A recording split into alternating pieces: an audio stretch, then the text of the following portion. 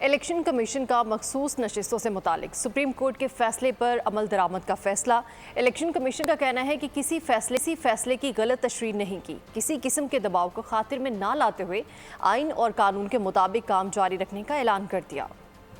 Election commissioner Sikandar سلطان راجہ کی زیر صدارت الیکشن کمیشن کا دوسرا اہم اجلاس، پی ٹی آئی کو مخصوص نشستیں دینے سے متعلق مشاورت، الیکشن کمیشن کا سپریم کورٹ کے فیصلے پر عمل درآمد کا فیصلہ۔ اجلاس کے بعد الیکشن کمیشن کی جانب سے اعلامیہ جاری، فیصلے کے کسی نقطے پر عمل درآمد میں رکاوٹ پر سپریم کورٹ سے رہنمائی لینے کا فیصلہ۔ اعلامیہ میں کہا گیا کہ الیکشن کمیشن نے کسی فیصلے کی غلط تشریح کی، نہ ہی پی ٹی آئی کے انٹرا پارٹی انتخابات کو درست قرار دیا۔ P T I election commission کے فیصلے کے خلاف مختلف فورمز پر گئی، لیکن کمیشن کے فیصلے کو برقرار رکھا گیا۔ جن 41 ارکان قومی اسمبلی کو آزاد قرار دیا گیا، انہوں نے اپنے کاغذات نامزدگی میں پارٹی سے وابستگی ظاہر نہیں کی۔ سپریم کورٹ میں سنی اتحاد کونسل اپیل میں گئی، تحریک انصاف اس کیس میں پارٹی نہیں تھی۔ الیکشن کمیشن نے ایک سیاسی جماعت کی جانب سے چیف الیکشن کمشنر اور ممبران کو بے جا تنقید کا نشانہ بنانے کی بھی مذمت کی، جبکہ کمیشن سے استعفے کے مطالبے کو مضحکہ خیز قرار دیا۔